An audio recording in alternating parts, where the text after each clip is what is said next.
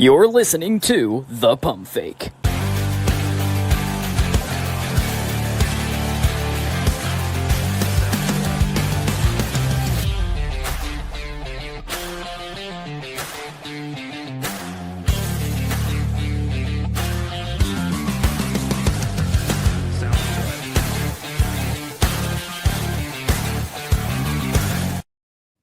All right, and welcome into the latest edition of the Pump Fake, everybody. Jarrett Bailey here with you as always. We are brought to you by FanDuel.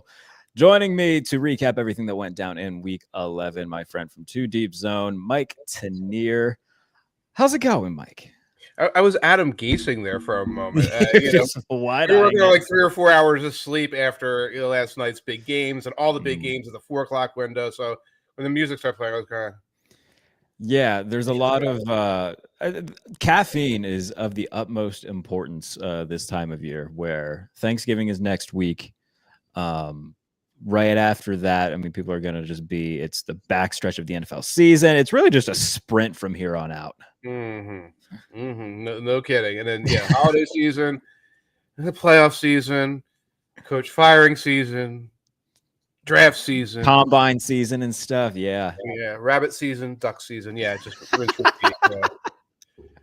All right, I love it. All right, well, let's get into the biggest games from last night. Starting in the AFC West, Denver beating Kansas City, and something I didn't see coming. One of us here may or may not have really bet on the Chiefs heavily and was really regretting it. Oh no, it's okay. I doubled down almost. Like I bet Chiefs money line, but separately I bet a Kelsey anytime touchdown. So it kind of canceled out more or less. So not too angry about it.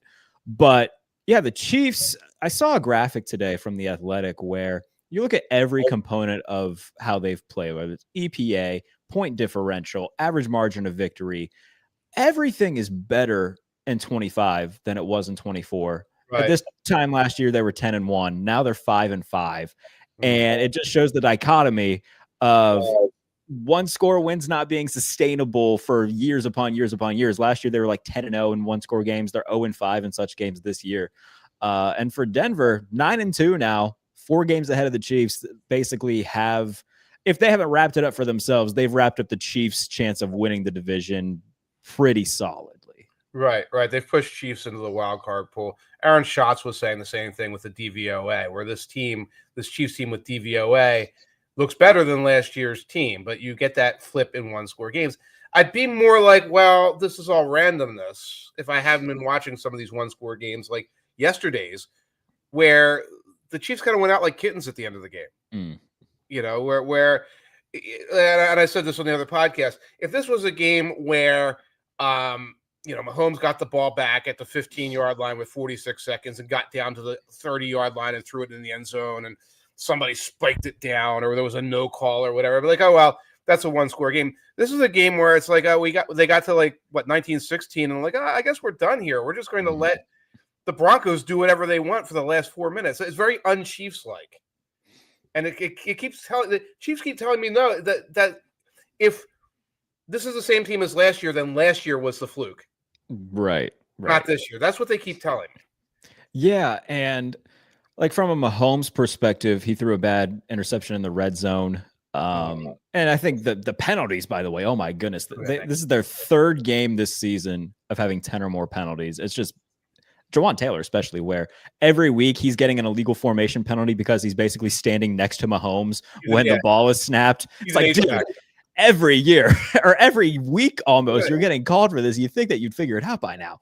So a lot of self-inflicted wounds. That's not to take anything away from Denver. Nix made the throws that he needed to, especially in the final couple drives. The one to Troy Franklin to set at the Will Lutz field goal. I believe it was Troy Franklin. It might have been Marvin Mims. So one of these receivers, not named Cortland Sutton, to get them into field goal range. Brian had a big catch and got hurt. Mims had a couple long punt returns. What I was been saying is, if you want to appreciate Bo Nix, you need to watch J.J. McCarthy, Michael Penix, and Calipo. And it's like, oh, this is competence. It's not that great. It bumbles around a little bit. It's kind of boring, but it's competence. Well, 3rd and 8, you're not like, well, I guess maybe we'll punt or we'll just hope for some kind of fluky play here. It's like, we have some chance of doing this. Yeah, and I'm a pretty loud Bo Nix like critic, if that's the right word. But he deserves his flowers for how he played yesterday. Made all the throws when needed. Played better than Mahomes did. Like, you come out on that first drive, they go deep shot to Worthy that Mahomes airmails by 10 yards. Deep shot to Rice that he overthrows, and then they punt. You got Romo in the booth being like, "Oh, look how aggressive he's being." It's like, yeah, dude, sure, he's being aggressive, but he's also airmailing all of these things.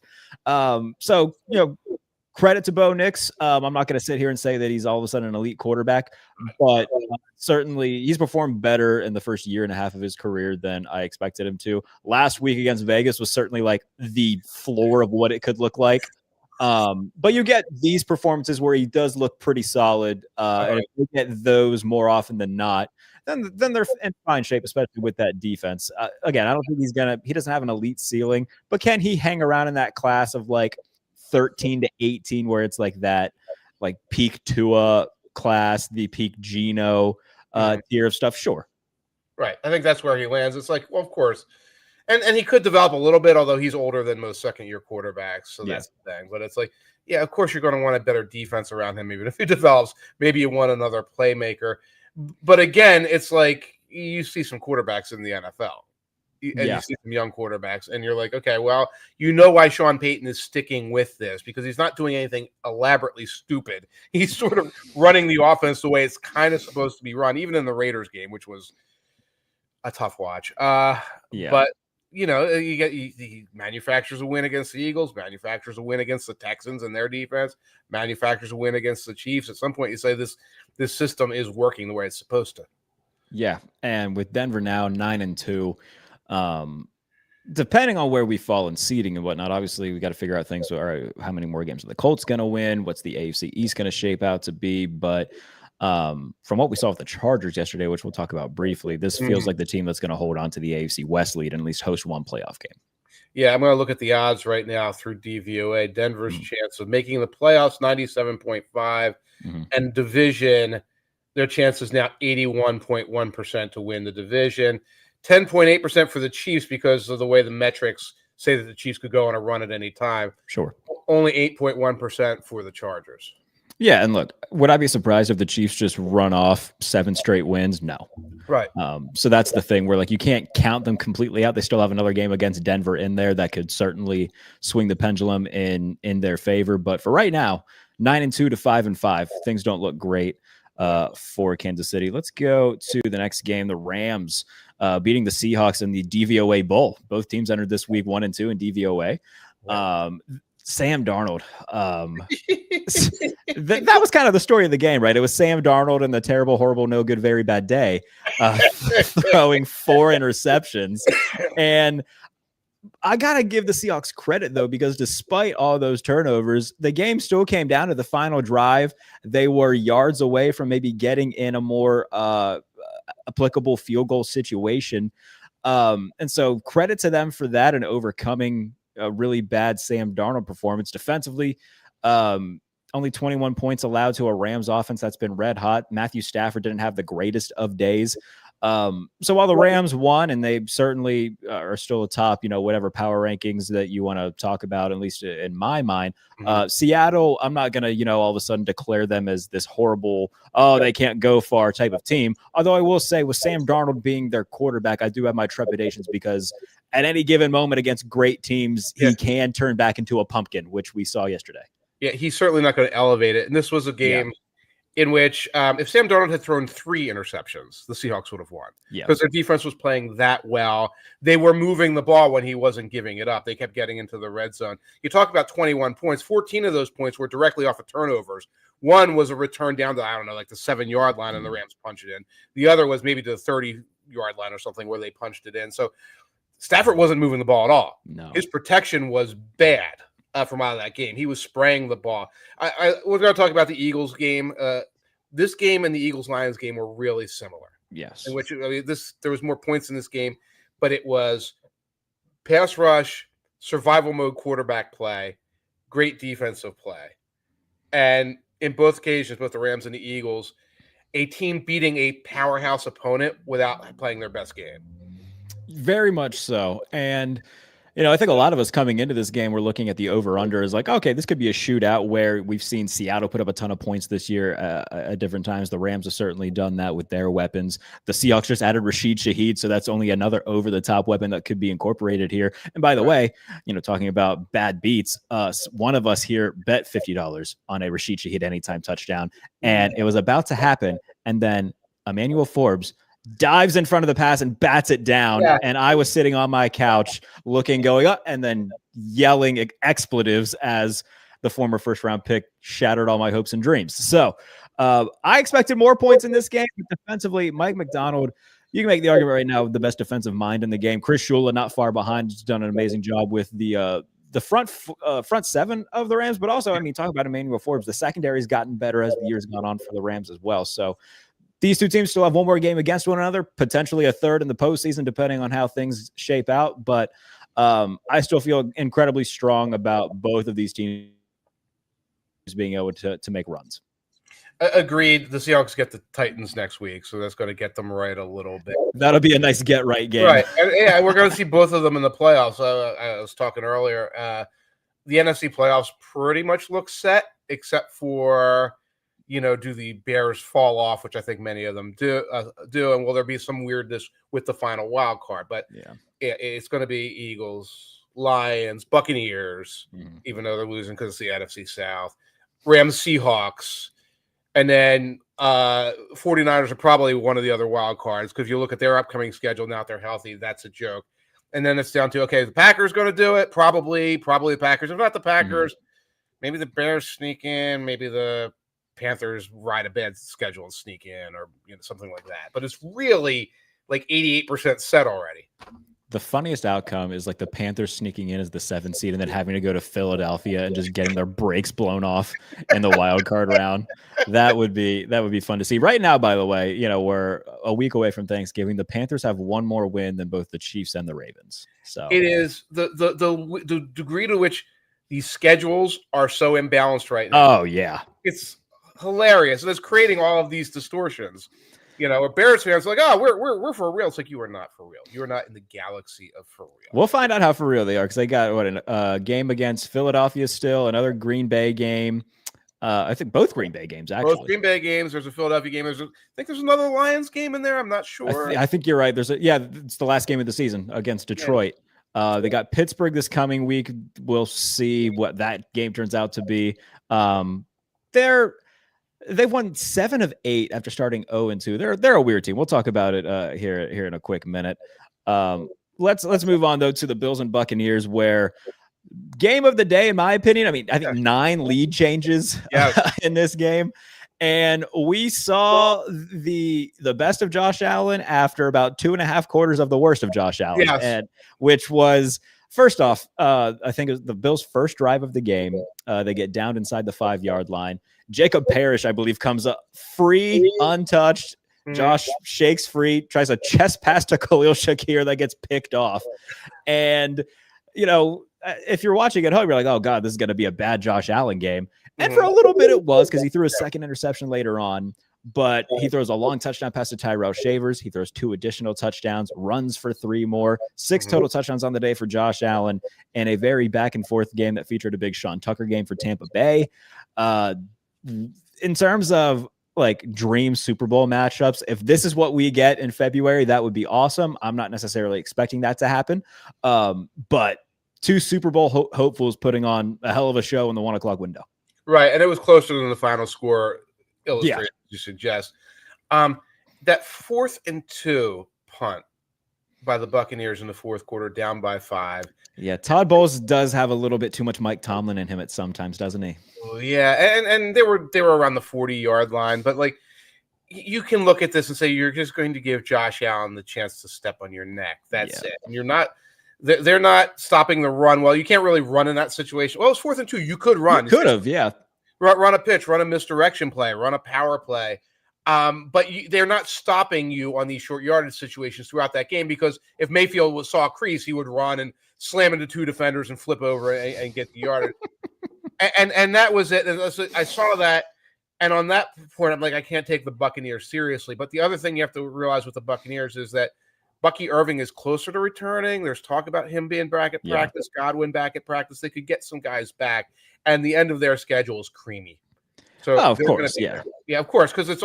I think they got the Falcons twice coming down the road here. That'll certainly help with that. The Cousins Falcons. Yeah. And by the way, is that an Ollie Pop you're sipping on right now? This is a Aldi brand, just seltzer water. Oh, okay. I've become such a ginormous Ollie Pop guy. Not a sponsor, though it could be someday. I'm working on it. The thing that continues to worry me about the Bills, though, is their rush defense is atrocious. The Bucs had 202 yards on the ground in this game. But the one counterpoint to that is what we did see from Josh Allen, and that is batshit crazy Josh Allen is what the Bills need to lean more into. Right. You don't buy a Ferrari and drive it like a Nissan Altima. Like, you got to understand, all right, he's going to run and he's going to try laterals that if it was backwards, it worked. Like, it was very close to being a great play. The only problem with that was it was 3rd and 14. He had gone 12 and a half yards. I was going to say he could have just got the first down. Yes. Got first down or gotten 4th and inches and then pushed for it. And so he runs that crazy lateral. I forgot about that, how goofy that was in a game full of goofy shit. But you're right. It's like, and we're not that far removed from that Dolphins fiasco where I guess got tired of watching Josh Allen go back and be like they're running spacing. Like everybody run a curl and he'll find your guys like, this is Josh Allen. It's not everybody run a curl. You do that with Drew Brees or somebody like that. Josh Allen, you send somebody to the moon. And if they don't get open, you have him scramble to the outside and dish it to somebody. Come on. Yeah, and I think that Josh realizes that, look, he's a good media guy. He's not going to bury anybody publicly or anything like that. But you could kind of see it on the bench against Miami where there was a little bit of frustration kind of boiling over. And I think he's just kind of realized, look, if we are going to go on any sort of run, I've just got to be me. And, when you own a Ferrari, you understand that there's, might be some speeding tickets every once in a while, but God damn it, can you go fast? And as long as Josh Allen's going fast, you live with the speeding tickets because he can go faster than a hell of a lot of other guys. Right. And maybe they sent a message to Keon Coleman. That's a whole weird side situation. He doesn't have a lot of guys to throw to. So if you're not going fast with him, you should be going 6 offensive linemen and hammering the football. Yeah, which they've shown that they can certainly do that too. Right, bludgeon them opponent in the solution, then go into submission, then go over the top. Do that, but they want to do this weird thing in between where they're a West Coast offense, and that's the worst element of it. I 100% agree. The Keon Coleman thing, you're right, is weird. Tyrell Shavers came in, had 4 catches for 90 yards and a touchdown. To compare that to Keon Coleman, since that week 1 game against Baltimore where he had 8 catches and a touchdown, he hasn't had a game where he's had more than 4 catches or more than 50 yards. So Tyrell Shavers coming in and doing that right away, a guy who was on the practice squad last year, came in as like the 5th receiver on the depth chart this year. They bring up Gabe Davis, who, Gabe Davis is Gabe Davis. He's fine. Yeah. But putting him back in Buffalo, a situation that he knows, a guy that he's got chemistry with Josh Allen, made that like a big net positive. I think that if they're smart, they'll continue to roll with that alignment more often than not. You still work in Coleman in certain situations and whatnot, but right now I wouldn't kill a good thing. And so far they've got a good thing with those call-ups. Mecole Hardman had like a nice kickoff return in this game before getting hurt. It's just this is the weird part of the year where like random guys that you remember as role players from other teams emerge. Fun time of the NFL season.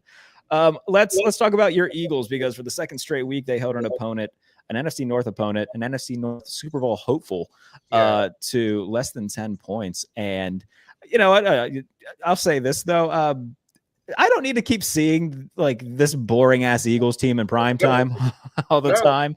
They're great defense and everything. Offensively though, it is lulling me to sleep at this point. But defensively, the Lions went 0 for 5 on 4th down conversions, or at least 0 for 5 on their first 5.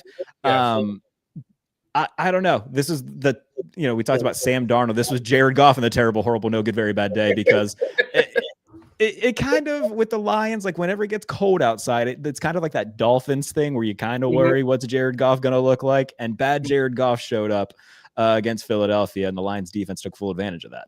This was a weird version of bad Jared Goff. The bad Jared Goff is usually 2 interceptions and a strip sack, but then the ball's moving in general because he's throwing his accurate passes between the numbers. This was he can't throw an accurate pass between the numbers. He only threw 1 interception because the ball was bouncing off the turf before it reached anybody. Yeah.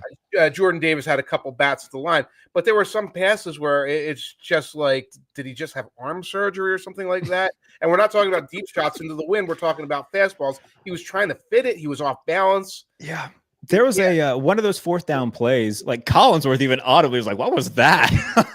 I think it was Amon-Ra coming on just like a dig or whatever, and he throws it like 8 yards behind him. It's like, dude. I posted it on Blue Sky. I was like, there's like 2 or 3 games a year where Jared Goff looks like he's never touched a football before, and this was one of those games. Right. It's Amon-Ra. Amon-Ra caught 2 of the 12 targets. One was a big play that set up the touchdown a couple plays later to Jamison Williams, and then the other was like some nothing burger. But he's trying to find Amon-Ra. He's trying to find Amon-Ra. Now, granted, the Eagles match up real well with this because DeJohn's on Amon-Ra a lot. Sure. That's a really good matchup. As good a matchup as you're going to get on Amon-Ra. You can also get like Bond out there and like constrict things and all.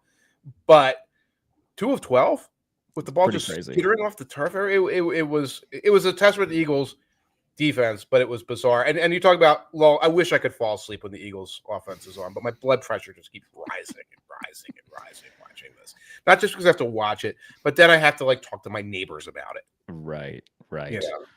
I'm excited to see what Amon-Ra has to say about this on his podcast in between ads for alternative healthcare things. That'll be good. Oh, no. How alternative are we talking here? Right? Pretty alternative. The scale of like mineral water to Aaron Rodgers. Are we closer to Aaron Rodgers?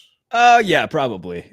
That would be. I can't remember the name of it, but yeah. After the thing in Washington where he did like the Trump dance, people went down an Amon-Ra wormhole and found like his podcast sponsorships and stuff like that. So I had a pretty good laugh about it. I thought it was funny. Oh, God. Yeah, nothing much else to say about this game other than Jordan Davis is very good at, hey, he's 6'5". If you get your hands up, you're going to make some plays, and he did that. Jalen Carter did it a few times. I lost count of how many balls were batted at the line of scrimmage. That was another big problem for Goff all night, just trying to get it past the flailing arms of the Eagles defensive line. Dan Campbell calling plays like the absolute polar ends of things where you score on every drive against Washington and then you get in the red zone multiple times. You decide to go for it every time. And, that I'm not going to say it cost them because there's so many other things going on in this game that it felt like the Eagles were always going to win. But yeah, just polar opposites of that. Should we talk about the horrible PI call at the end of the game real quick? Because it was bad. I don't remember any horrible PI call. I don't know what you're talking about. There was pass interference on AJ Brown by Rock Yassin, and yes, sometimes the star maybe gets a call a little bit. It was a terrible call, obviously, and they changed the win probability to Eagles at 97% to Eagles at 99.99. That's my other side of the coin. Is like, do I think the Lions would have gone down the field and scored? Probably not. But to have that be in that at that time of the game, what a weird place to suddenly do like chapter and verse of the rule book. Yeah, yes, very much so. Yeah. I think with Philadelphia going forward, like we've talked about this before this season, where it's like, all right, if the offense is struggling in September, it's September that happens. We're now deep into November, and the offense, I think, is 28th in the NFL in passing yards per game. Like that's just kind of who they are right now, unfortunately for them, and it's a little bit of an inverse of what they were last year when they were one of the most dangerous offenses in the NFL. Now they're really leaning on this defense, which is showing that you can lean on them. But you'd like to see a little bit more explosives before AJ Brown just comes out wearing his Titans uniform and demands a trade. According to DVOA, the Eagles passing offense is better than it was this time last year. Really? Like there's a lot of, what do you call it? Like sort of distortions. Cause we remember the Eagles offense from the playoffs, not the one from the regular season, which was grinding. Eagles did a lot with the rushing game. The rushing game has fallen off probably more than the passing game. And it's hard to do strength of schedule adjustment in your mind when the Packers defense is one of the best in the NFL. The Broncos defense is one of the best in the NFL. The Rams defense is one of the best in the NFL. The Lions have, I guess, a top 7 or 8 defense. Bucks have a top 10 or whatever defense. Eagles keep playing the best defenses in the NFL. Later, they get the Cowboys again next week. They get Commanders twice at the end of the season. Wow. Commanders can't stop anybody. The Eagles' offense might look better. It's like, oh, they fixed themselves. It's like that, or they're just playing teams that can't tackle. It is funny though, thinking back to last year, whenever like they barely beat the Deshaun Watson Browns and Sirianni's yelling at fans and whatnot, and that ended up being the team to make a run. So anything can happen. They could figure it out with that amount of star power. It feels like almost inevitable that they will. But we shall see. All right, let's get into the rest of the slate. The Commanders and the Dolphins in Madrid for whatever reason. The Dolphins win 16-13. Nothing really to care about in this game. Two bad teams that aren't going anywhere. Mike McDaniel looked fit for Madrid with his style, I guess. I just couldn't be bothered about this. The one thing that I took away is that, hey, Devon Achian's pretty fun to watch, very fast, and it looks like the Dolphins have figured out, okay, let's lean more into him rather than trying to make Tua win us games. Well, that's it. Achane and Waddle to a degree, and all these things where number 64 is in the backfield going in motion like he's a fullback and doing all these misdirection plays. And it is like, well, we still have one or two guys on offense that the defense is going to be super threatened by, starting with HM. Let's use them. And then we're facing, especially in this particular case, an opponent that can't tackle at all. Mm-hmm. You got Bobby Wagner like 5 yards behind HM going down the field. You got defensive guys in the secondary getting blocked. You're going to create opportunities, and that's what keeps the Dolphins viable. Like, there's some teams in the NFL that are not viable anymore. Mm-hmm. The Jets are not viable. The Titans are not viable. Because of all that speed and because McDaniel, when he's not going to sleep at a youth hostel after the game in Madrid or whatever he was off to do, is still coming up with these wacky little plays that are going to keep you off balance. And that's keeping, I guess, the Dolphins. I mean, they beat the Bills. I don't even know what the. Yeah, they're not going to be a playoff team, but they aren't a team that you're going to necessarily be lining up to play because they are a pain in the ass to deal with all of that speed. So I hear what you're saying there. Yeah, that's it. Yeah. All right. The Carolina Panthers beat the Falcons. Bryce Young leaves the game, comes back in the game, throws for damn near 500 yards against the Falcons defense. Kirk Cousins has to come into this game because Michael Penix suffers what is believed to be another season-ending injury. You feel bad for him in that regard. But the Atlanta Falcons, in terms of teams you should care about, that absolutely stop. Nothing to really look forward to there. For the next 2 years, 3 years, nothing to look forward to. Yeah, by the way, their number one pick is with the Rams, who would pick 8th right now. Yeah. Mac Jones, 2026 quarterback for the Atlanta Falcons is my guess right now. Oh, that's perfect. I think that's perfect. That's something they would do. Hey, you throw him in there, and they'd go back to being like their 500 selves. Yeah. Right. And then you got to start figuring out how we paying Drake London and Bijan and things and like that. And what are we ever going to do with Kyle Pitts besides just send him on his way? But they don't have a number one pick next year. Michael Penix has really gone in reverse this entire season before getting hurt. Yeah.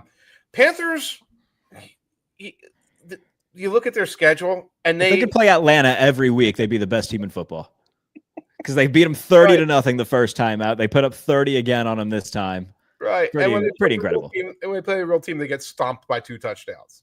Oh, hell, even when they don't play a real team, the Saints beat them by 10. Right. Oh, my God. They are so, you talk about volatile. That is the definition of just all right. Yeah. I mean, Bryce Young just threw for 448 yards.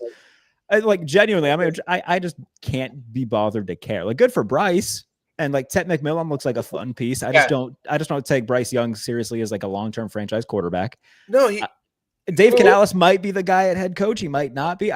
You talked about earlier with the scheduling. I beat a real team. Come back to me. Mm-hmm. And I'm watching that Saints game because I had to catch up on things. So I was indisposed last week. And it's J.C. Horn is falling on his ass. Ike Ekwonu's just falling on his ass, allowing sacks. And then you get these Bryce Young things where once a month he looks good. And this is a team that's so built out of their stars and their first round picks. It's all wishful thinking. And maybe next year they'll stop being a prospect and they'll be good. They're going to do it again with Bryce Young. We're going to be here next year. And he had that one good game, and now they're 4-5 because they. I think that Bryce Young is the Aldi version of Kyler Murray. Where at least Kyler like got to a postseason once and looked like a pretty solid quarterback at one point. Bryce Young, it's like, all right, yeah, he was drafted #1 overall, so he's gonna have like a pretty decent leash because of that. But like no playoff appearances yet. He's never like looked like a top 10-ish quarterback. And yeah, I think you're right. We're gonna be doing the same song and dance next year where once is what's the saying? Once is a once a coincidence, three times is a three trend. times is a something like that. Right. So I think that the book is pretty much out on Bryce Young as not being the franchise answer. Speaking of not being the franchise answer, JJ McCarthy, good Lord. Oh, wow. The Bears kick a last-second field goal in a game that it looked like the Vikings and Bears were, saying, actually, no, you win this game. No, I insist, you. So good for the Bears. Like I said, they've won 7 of their last 8, but JJ McCarthy, man, I understand that he's in his first year as a starter and whatnot. But when you've got these weapons around you and you got Addison, you got Jefferson, when you've got a quality head coach in Kevin O'Connell, like he's been given all the pieces. And he hasn't really been able to piece any of those together thus far, outside of that one time he played one good fourth quarter against the Bears in week 1. That's it. He has a good fourth quarter. Yeah. And he has these streaks. Well, he had like a 3-catch run late in that game to take the lead. How much part of it is like, well, he had the hand injury. Was the hand injury have something to do with it? The problem is we just roll from, well, here's why, to here's why. Oh, no, he's hurt again. And then here's why with JJ McCarthy, and there's been no there at any time. I want to do this just so people are clear on the Bears, because you can lose track of this very quickly. Their Bears 7-3 record includes a comeback 1-point victory against the Raiders. Yes. A comeback 1-point victory against the Commanders, albeit I think Jaden was still there. Mm-hmm. A win over the Saints. A comeback victory over the Bengals. A comeback victory over the Giants, and now a comeback victory over the JJ McCarthy Vikings. This is 5 times when you played one of the crappiest teams on earth and were trailing in the fourth quarter, and then some combination of whatever happens to go your way. You're talking about one-score games. The Bears are what the Vikings were a couple of years ago. Yeah. That year they won like 13 games and then lost to Daniel Jones. Right. Except for those Vikings, sometimes we're beating real teams on like 58-yard field goals. This is you beat Jackson Dart, got knocked out of the game, and you got the win. Joe Flacco suffers like an injury or something, and you win.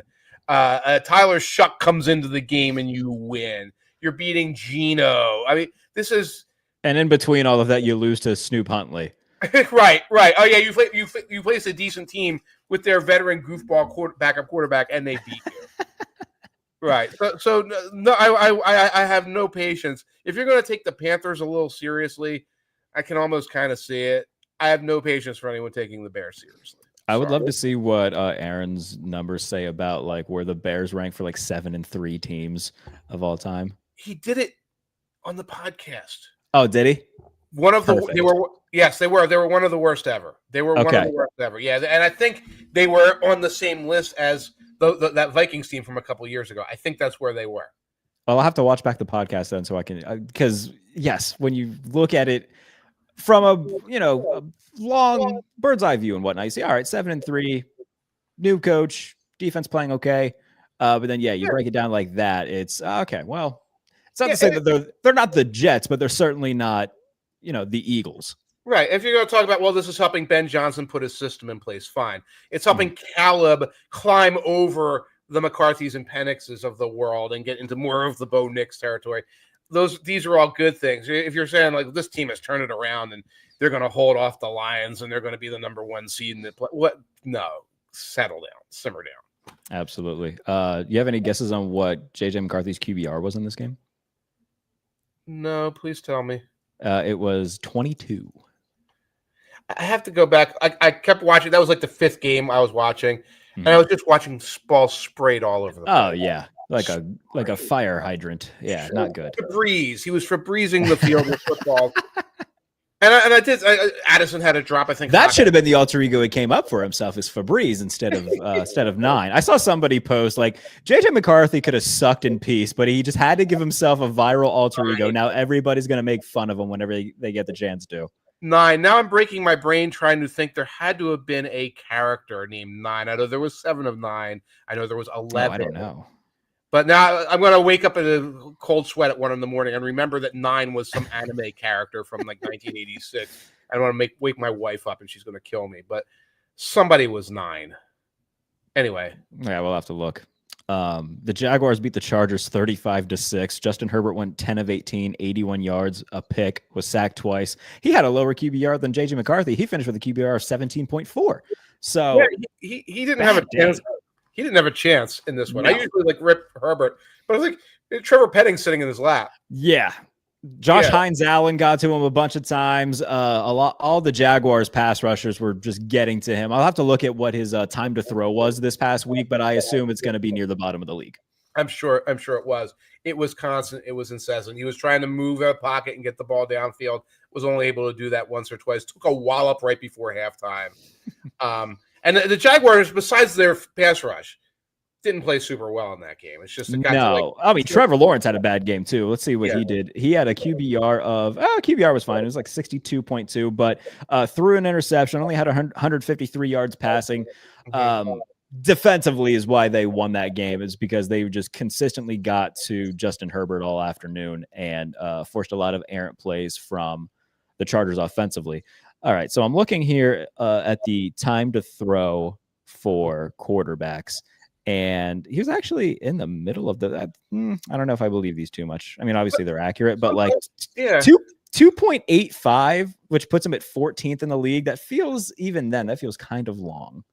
I don't know. How often is it a scramble and a throw? That's true. Right. So like sometimes I look at the time to throw stats and I say, I don't know what I'm looking at. Fact is, I see the pass protection. And it's not great. It's an unsolvable problem at this point. You solve it by going 3 tight ends and playing Gropo ball, but then Vidal gets hurt. The running back gets hurt. Mm-hmm. So, and then you go down 14-6, 21-6, and you can't play ground pound anymore. So no, you can't. And look, whenever Rashawn Slater goes down and you lose Joe Walt as well, both for the year, like there's only so much you can do. I think Becton's missed some time at guard. They've had to bring in new, like that offensive line has gone through so many different combinations. I think it's 20 different combinations at this point of the season. Like it's absolutely absurd how much mixing and matching they've had to do up front there. So there's only so much that you can do, but that's the result when guys go down.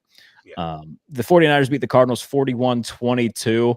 I was going into this game saying, you know what? I think the Cardinals could at least cover and make this interesting. Brock Purdy hasn't played in a while. And then they come out with like an offensive explosion early on. Like I blinked and they were up 14. I was like, okay, well, there goes that prediction.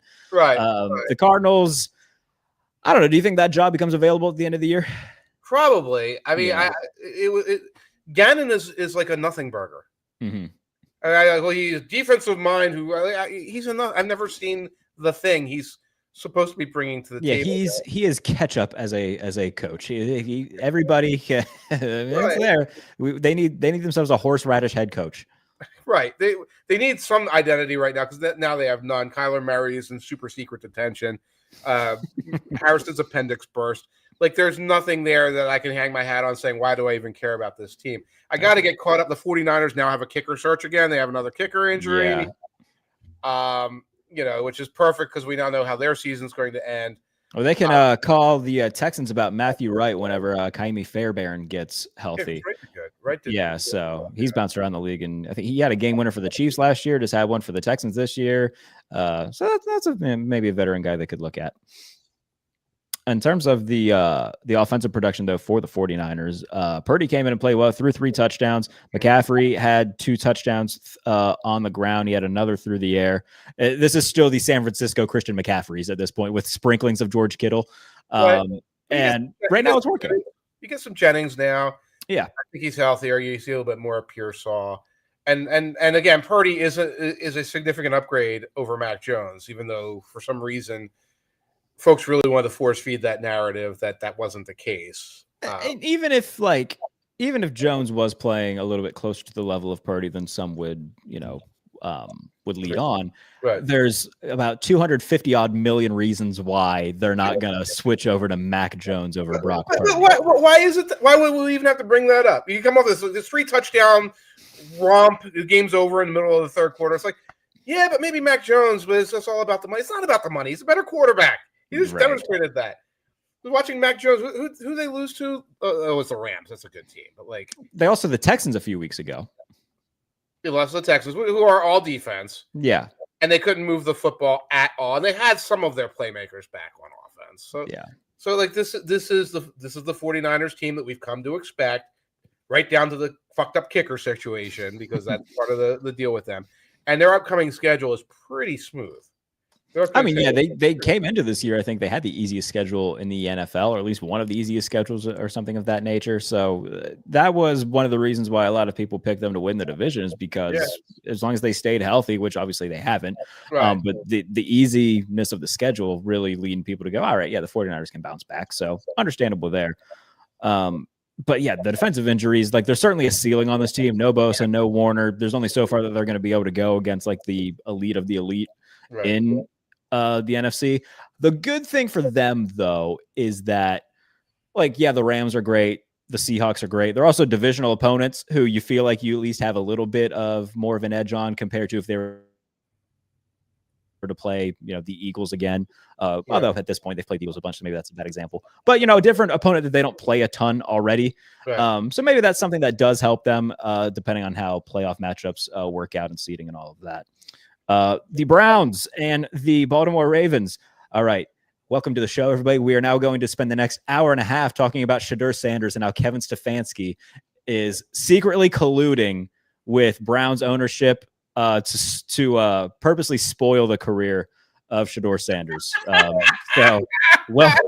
Welcome to where the show changes its narrative real quick. You have a take on that? Have you seen like a take that, because I know that's out there, that this is all a great conspiracy to keep Shedeur and the Sanders family down. But have you not seen what Josina's been doing?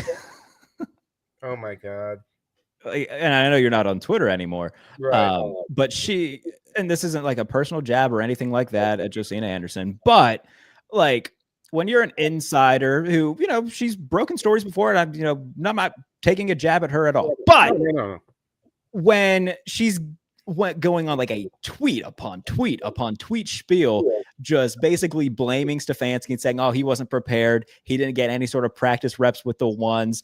She put out a video of like, look at this against all odds first down completion to Jerry Jeudy. It's like a drag route to Jeudy where Jeudy jukes out three guys to get a first down. It's like, Josina, what are you doing? We know what she's doing. We know who her primary sources are. Right. I'm sure that's exactly how the agent worded it in the text, and that's fine. Well, the dear old dad, there ain't no agent. Oh, well, that's fair too. She's doing dear old dad's Prime's Lord's work here on that. That's fine. Don't Olivia Nuzzy yourself into this kind of situation. This is ridiculous what you're doing. I didn't say it, so I don't want to comment on it. That's fair. What a place to land on this. If this kid comes out there, looks like an absolute deer in the headlights. Yeah, no backup gets any time with the ones. Exactly. That's not how backup works. That's how it goes. You go out there and play with the twos, and then you go out there and you're supposed to be, first of all, you've been with the team since the start of camp. You're supposed to be a playmaking type of guy, and you go out there and you don't know what you're doing, and your mechanics as a passer look bad. Yeah, it's not good. No, don't spare me the conspiracy theory. Anyway, he was comically bad. He was 4 of 16 on the day. Yeah. Two of the 4, was the Jeudy pass, and he threw a nice pass to Fannin. Fannin was wide open. He hit him. That's good. The other 2 were like when he first got into the game, it's like hike, boop, hike, boop. And then he went on like a 4-series run where he could not complete a pass. He took sacks. He took an intentional grounding penalty. When he tried to scramble, it was like, you get like 4 yards and run out of bounds on like 3rd and 12 or whatever. Nothing NFL about it. Comes to, maybe there's a reason why he was taken in the 5th round. Who would have thunk it? How? I mean, we get it. You've got to source. Your source is Dion. Fine. How do you keep dying on this hill? This hill is Hamburger Hill. It's going to chop you up. Yeah, it's not good. And this family has spent the last 7 months telling you that you're going to go down into this rabbit hole, and then they're going to drop a firecracker in it. And like I said, I'm not, gonna take a jab at her personally or anything like that, but that was a bad look. And I think that's completely fair to say when it'd be one thing if it was just like one tweet, like all the other guys do, where it's like, okay, you clearly did a favor for someone. But when it's quite literally just a long list of like tweet after tweet after tweet after tweet, it's like, all right, like we get it. Right. So, and at this point, you're character assassinating other people. Yes. Kevin's. You're calling. Are you calling Kevin Stefanski a racist? Is that what we're? That's what she's insinuating in a lot of these. Right. Then good luck with that. Yes, honestly. I agree. And despite all of Yeah. that, the Browns were winning this game 13-3 at one point and probably should have won. Yeah. If we're talking about the football side of it now. If Dylan Gabriel stays healthy, they probably win this game. Devin Bush has a pick six to put him up by 10. And this, for some reason, and look, divisional games, I understand that, but like when good teams go to Cleveland in this division, they always have trouble winning. The Bengals had like a long spurt where they didn't win in Cleveland for like 8 years or something incredible. Even in week 1, they almost lost. The Steelers have consistently lost in Cleveland over the last handful of years. The Ravens lost in Cleveland last year and they almost lost this game. So Lamar and the offense get everything back in shape. Derrick Henry has a touchdown. Todd Monken draws up a Mark Andrews under center type thing, like a 1940s ass play that worked to perfection. And the Ravens hold on to win 23-16, get themselves to 5-5. I still think they're going to win the AFC North despite what happened with the Steelers and the Bengals, which we'll talk about here shortly. But to go from 1-4 or 1-5 and all these reports coming out about actually, the offensive coordinator, Todd Monken, sucks. And it was very clear that Harbaugh was just trying to find a scapegoat if things went south. So now, all right, they're back at 500. They're probably going to win the AFC North because Pittsburgh is very volatile. How do I want to word this? It's incredible to see what they've done to come all the way back. I still have questions about how far they can go because going from 1-5 to like the Super Bowl, I just don't think I can see that happening. But there's only going to be room on the boat in the AFC playoffs for the Ravens or the. There's not going to be multiple AFC North teams that get there, or the Chiefs too. It's like Chiefs. One 5-5 team is going to be left on the sideline. The other is going to be the team no one wants to face. I think the Ravens are the ones who are going to get in there because I think they have more paths to the playoffs. Yeah, you're right. The reason I doubt the Ravens is because I've watched the Ravens at their peak in the playoffs for the last 5 years, and the corny stuff happens. And some of the corny stuff was happening yesterday in that game where there's a muffed punt, there's tip drill interceptions, there's these stalled drives, all these little things that they do to lose games. They were doing yesterday. Then Shador came and won it for them. So I'm not anti-Baltimore Ravens, but let's see them continue to build some momentum from this for now. Oh, well, I am anti-Baltimore Ravens as my alliances are in Pittsburgh, but I still firmly believe that they will come back and win the division. The Steelers did beat the Bengals though, 34-12. Aaron Rodgers leaves the game at the end of the first half with a wrist injury, didn't return. Mason Rudolph came in and played well defensively. The Steelers look so much different than they did in the first outing against Cincinnati. I am going to write about that in specific. So keep your eyes up for that. Kyle Duggar, long interception return for a touchdown. Yep. James Pierre kind of puts the cherry on top with a fumble return for a touchdown at the end of the game. Darnell Washington looks like a tank doing the tango, throwing dudes off of him like he's I saw somebody say the only thing that you can equate Darnell Washington to is like the Colts mascot playing against children, just launching them to the ground. Like he did that on like 3 separate occasions yesterday where he catches the ball and like I think Geno Stone tried body tackling. It was like, oh, okay. You're like, right. So Darnell Washington, very fun. The Steelers get a big win to stay atop the AFC North for now. I love that Washington is doing this and is becoming this folk hero because we saw him in the combine, and I would ask people about him. It's like, and people are like, he's not a serious tight end prospect. He's not Luke Musgrave. Where he's like sculpted from the Luke Musgrave. Right, to give an example of one of these people we fawn over because they've got these ridiculous like measurables and 3 cone drills. It's like I think the other guy that year was the Purdue kid whose name is escaping me, but he like went like the 7th round or something like that.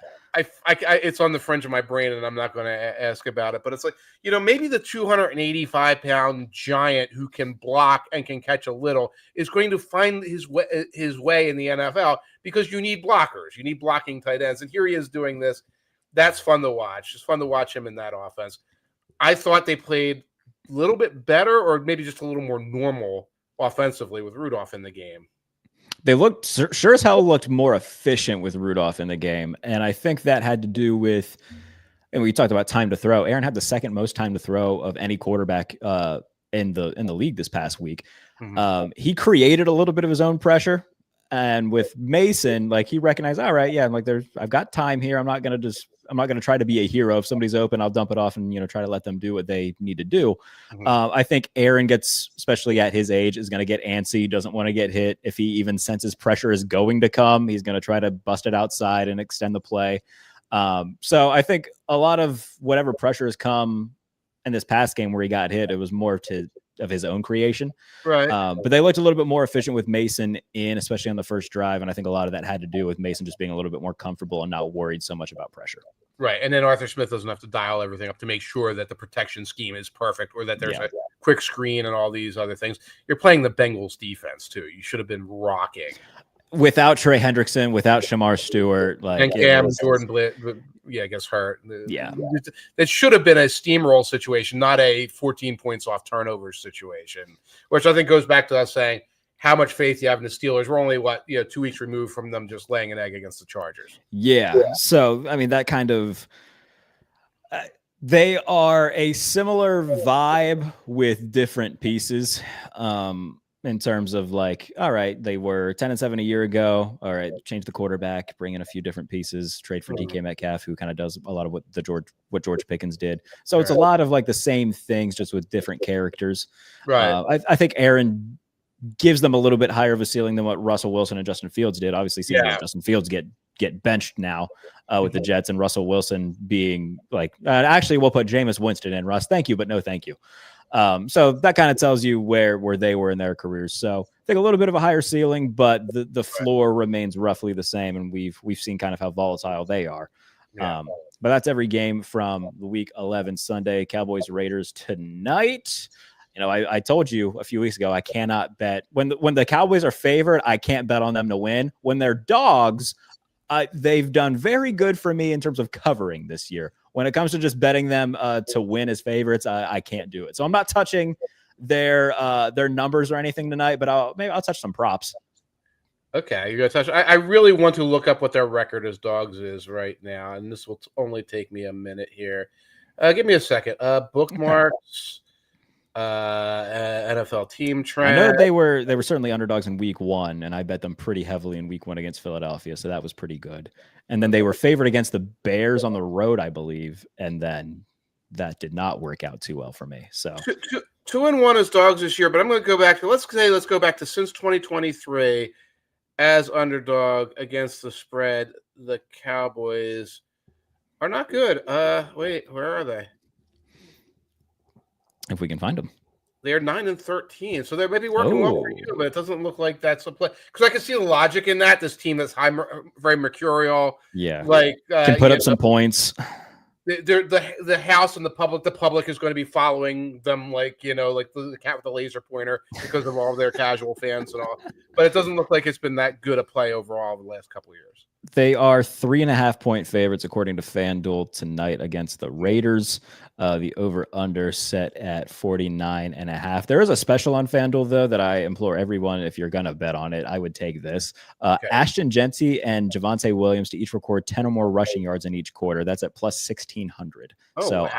Yeah. So I was like, all right, yeah, what the hell? That feels doable. So I threw a little bit on that. So if you want to not touch this game in terms of the winner, but want something, that might be something we're throwing maybe a tenner on. The over at 49.5 is actually kind of interesting, where if you think there's any kind of get right game for the Raiders offense, it's going to be against that defense. Yeah. And that's also something where if the Raiders completely get curb stomped, and it could turn out to be like 38-14 and you're still over. Yeah, that's true. So that's something I would look at there. I was looking at it. There are Brock Bowers props. He's going to get force fed the ball. Oh, that's what everybody expects, and I think that's what I expect too. He didn't hardly see the ball at all against Denver for whatever reason. So yeah, this feels like a big. All right, just give the one good guy who can catch a pass on this roster the ball and just see what happens. Yeah, I'd go with catch props on it too, like over under on catches, not yards, because you'll get the force feed. That's true. Slot screen the Bowers for a gain of 2. What AJ Brown was getting yesterday. Yeah, for sure. Get like some of that nonsense, and of course he should be able to break tackles against this Cowboys tackle-free defense. Yeah. All right, Mike Tanier, 2 Deep Zone. What's up there that everybody should go check out and subscribe? This week's walkthrough, this Monday's walkthrough, is actually in power ranking format. I go 1 to 32, which is not how I normally do it. So you can see where I think these teams rank, and much of what we talked about here is talked about there. I'm working on a tank watch on the Browns, celebrating the arrival of Shador and the departure of Paul DePodesta. Oh, you know what? Somebody play taps. We can really mourn his loss for Cleveland. I'm sure that they're really beat up about it. Fraud. Oh my God! So he's the Colorado Rockies problem now, and I looked at it, it's like I don't know anything about baseball anymore. Are the Colorado Rockies this sort of pathetic joke of an organization? They sure are. They sure are, and it's like moth to a flame for an absolute fraud like that guy. I'm doing that, and I'm going to be doing a little like Colts. I call them down the stretch features. Usually when I see a team on a bye or a Thursday night, it's like, oh, I can pre-write a bunch of stuff. A Colts feature coming up talking about their tough schedule down the line and what realistic expectations are for them. Very nice. What do you got coming up? Writing a piece, we talked about it a little bit earlier with the Bills, but if they want to make a run, they need crazy bad shit Josh Allen to be the guy that they ride. Also doing something for my Substack, which is, we've talked about it before on here. It's just a very like, hey, how's it going? It's not anything that's, every day and everything, but if you want to support it, go and support it. The Snap. I'm doing a piece over there. Way too early off-season prediction. So where guys could end up going, what coaches could go where. We're, like I said, recording this week ahead of Thanksgiving. So kind of a good time to look at, all right, what jobs are going to be open. There's a few jobs open right now. Who could go where? Some rumors about certain players and quarterbacks that to be free agents are available on the trade market. So just kind of looking in the crystal ball and seeing how many of these I can get right. So that'll be up on the Snap before the end of the week. If you're watching this show on YouTube, subscribe to the YouTube channel, youtube.com/@JBaileyNFL. Almost at 3,000 subscribers. That would be nice to get to before the end of November. So subscribe. If you're listening as a podcast, leave a comment, leave a review. Appreciate everybody for tuning in. Mike, I always enjoy talking to you. You know that. I'm sure that we'll be speaking relatively soon, whether it be on here or, I don't know, talking about me sending you wrestling memes or whatever it may be. But I appreciate you as always. Sam, and happy Thanksgiving. I don't think we'll be yes 10 days. So yes. So everybody take care. We'll be back later on in the week right here on the Pump Fake.